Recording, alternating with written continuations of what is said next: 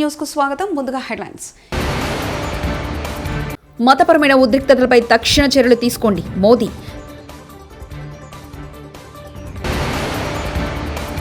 తిరుమల కొండపై దట్టంగా పొగమంచు, ఆహ్లాదకరమైన వాతావరణం.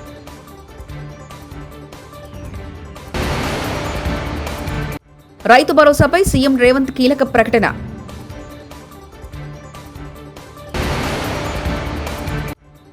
వైజయంతి బ్యానర్లో రోషన్ కుమారుడి సినిమాపై శ్రీకాంత్ క్లారిటీ. దేశంలో పెరుగుతున్న మతపరమైన ఉద్రిక్తతలను పరీక్షించేందుకు చొరవ చూపాలని కోరుతూ ప్రముఖ విశ్రాంత ఐఏఎస్ అధికారులు, దౌత్యవేత్తలు, ప్రజాప్రతినిధుల బృందం ప్రధాని మోదీకి బహిరంగ లేఖ రాసింది. 2014లో కేంద్రంలో మోదీ ప్రభుత్వం అధికారంలో వచ్చినప్పటి నుంచి దేశంలో హిందూ ముస్లిం సంబంధాలు క్షీణించాయని ఆందోళన వ్యక్తం చేసింది. మతపరమైన విభేదాలను తీవ్రతరం చేసిన ఘటనల నేపథ్యంలో మైనార్టీ వర్గాలైన ముస్లింలు, కొంతవరకు క్రైస్తవుల్లో తీవ్ర ఆందోళన, అభద్రతా భావం చోటు చేసుకున్నాయని ఆ లేఖలో పేర్కొన్నారు.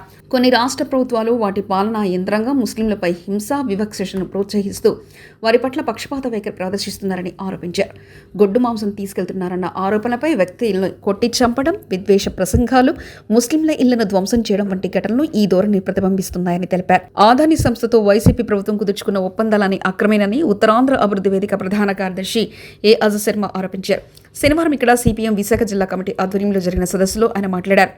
సౌర విద్యుత్ కొనుగోలు ఒప్పందంలో గౌతమ్ అదానీ గత ప్రభుత్వ పెద్దలకు ముడుపులు చెల్లించినట్లు అమెరికా న్యాయ వ్యవస్థ 10 రోజుల క్రితం బయటపెట్టిందని, అయినా ఇప్పటివరకు ముడుపులు పుచ్చుకున్న వారిపై ఎందుకు చర్యలు తీసుకోవడం లేదని ప్రశ్నించారు. జీవీఎంసీ కార్పొరేటర్ బి గంగారావు మాట్లాడుతూ గత ప్రభుత్వం అల్లూరి జిల్లాలో ఉన్న భూములన్నీ అదానికి కట్టబెట్టిందని, మోదీ తీసుకొచ్చిన విద్యుత్ సవరణ చట్టం అమలుకు రాష్ట్రంలోని 3 పార్టీలు మద్దతు ఇవ్వడంతో నేడు ఆ భారాన్ని ప్రజలు మోయాల్సి వస్తుందని మండిపడ్డారు. రైతులకు తెలంగాణ ముఖ్యమంత్రి రేవంత్ రెడ్డి శుభవార్త తెలిపారు.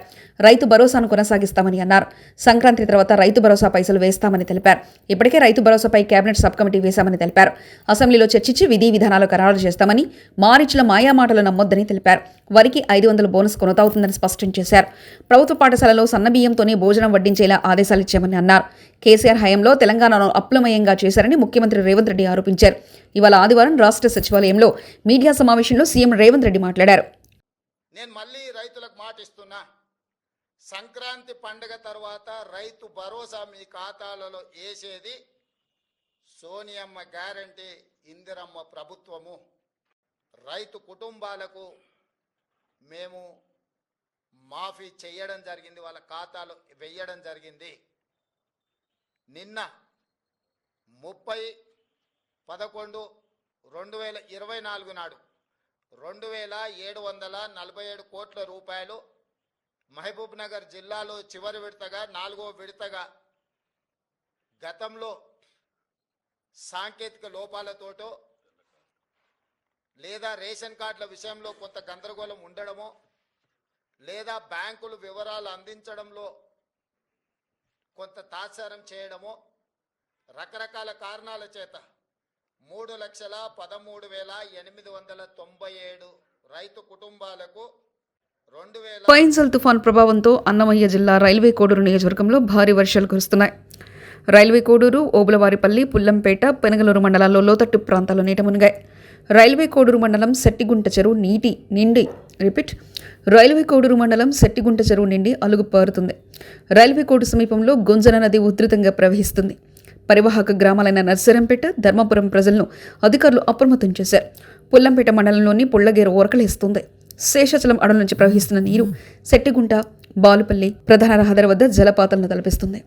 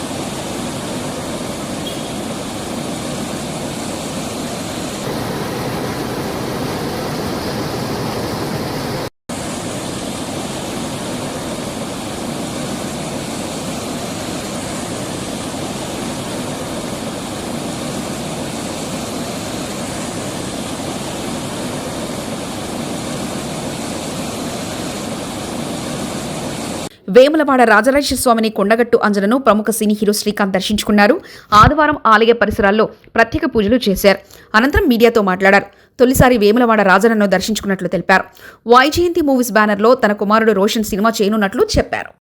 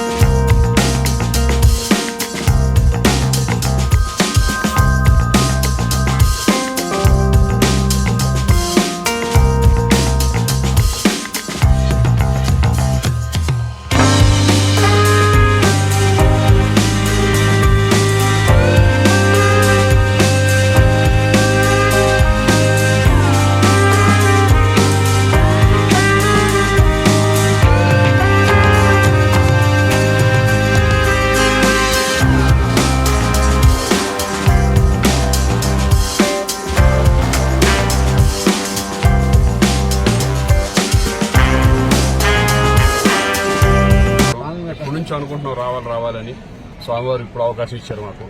కొండగట్టుకి చాలాసార్లు వచ్చాను, బట్ వేములవాడకి రావడం ఫస్ట్ టైం. అది ఈ కార్తీక మాసంలో స్వామివారిని దర్శనం చేసుకున్నందుకు చాలా సంతోషంగా ఉంది. కార్తీక మాసం లాస్ట్ రోజు నేను కూడా కార్తీక మాసం ఈ నెల రోజులంతా మేము కూడా ఉపవాసాలు ప్లస్ అన్ని నిష్టగా ఉన్నాము.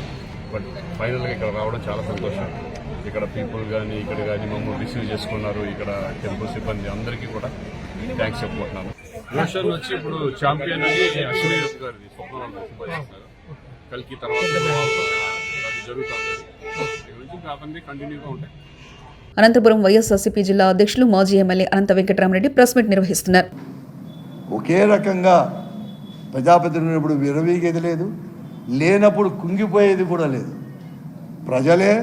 ప్రజల సమస్యలే మా సమస్యలుగా అధికారంలో ఉన్నప్పుడు కూడా ముఖ్యమంత్రి కావచ్చు, రాజశేఖర్ గారు ముఖ్యమంత్రి ఉన్నా, విజయభాస్కర్ రెడ్డి గారు ముఖ్యమంత్రి ఉన్నా, ఎవరున్నా పార్లమెంటులో మా పార్టీ అధికారంలో ఉన్నా కూడా 2004 ఉన్నప్పుడు కూడా రైల్వేకి మన జిల్లాలో కానీ గుంటకల్ దాంట్లో కూడా నిలదీసిన వాళ్ళమే అధికార పార్టీలో ఉండేవాళ్ళు, అంతేగాని మేమేం కాదు. అలాగే ఈరోజు కూడా అంతే. 4 మార్లు పార్లమెంట్ సభ్యులుగా ఉన్నాను, ఒక మారు మొట్టమొదటిసారిగా కూడా అసెంబ్లీగా ఉన్నాను. నా చేతనంతా డెవలప్ చేశాను అని చెప్పేసి మేము ఎప్పుడు కానీ విరవీగలేదు.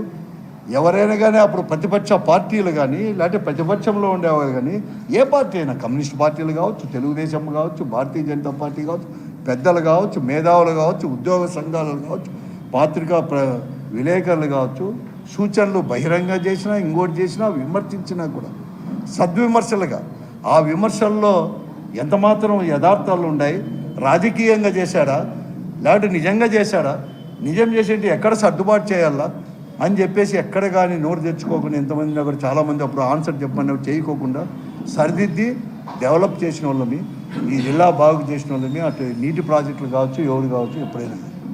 కానీ అదే విషయాన్ని మేము చెప్పాను అందరికీ.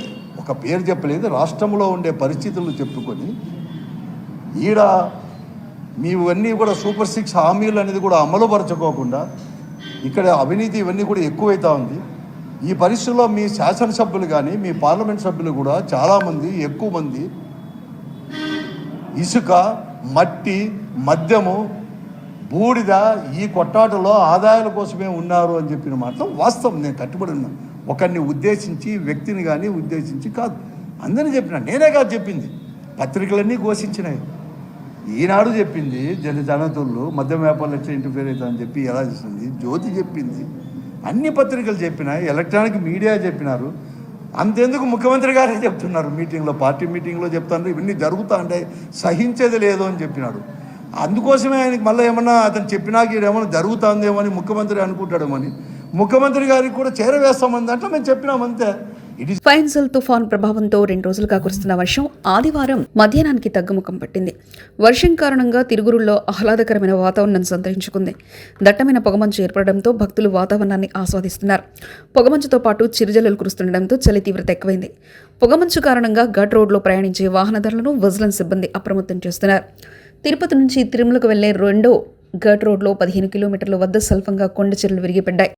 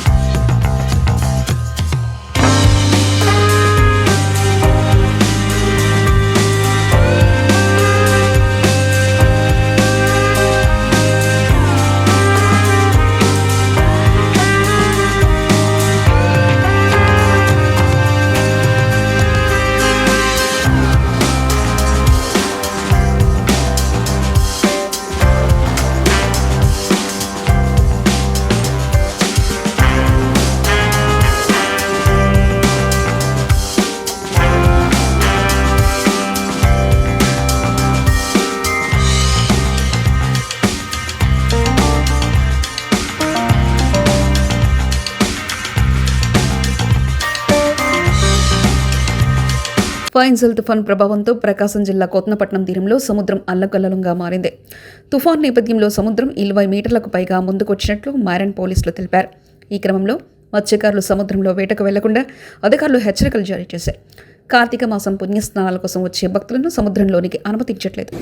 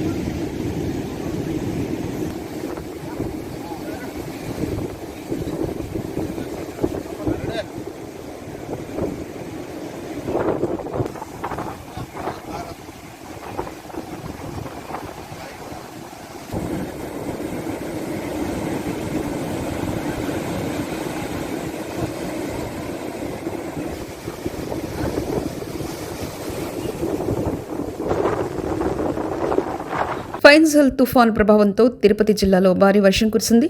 వరద నీరు పొట్టెత్తడంతో స్వర్ణముఖి నది ఉధృతంగా ప్రవహిస్తుంది. పంట పొలాలు నీట మునిగాయి. వర్షం కారణంగా పలుచోట్ల రహదారులు దెబ్బతినడంతో వాహనాల రాకపోకలకు అంతరాయం ఏర్పడింది.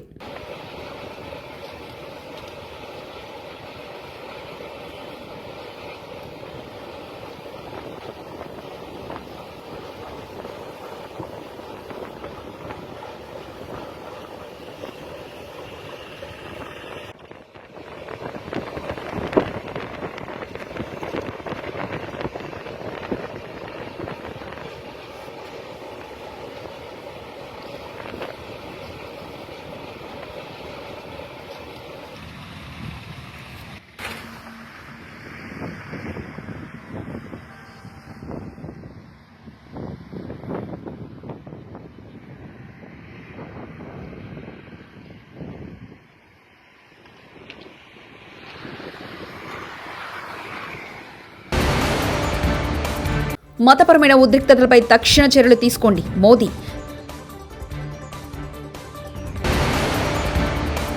తిరుమల కొండపై దట్టంగా పొగమంచు, ఆహ్లాదకరమైన వాతావరణం.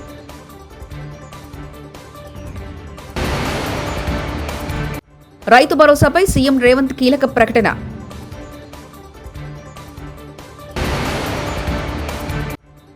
వైజయంతి బ్యానర్లో రోషన్ కుమారుడి సినిమాపై శ్రీకాంత్ క్లారిటీ.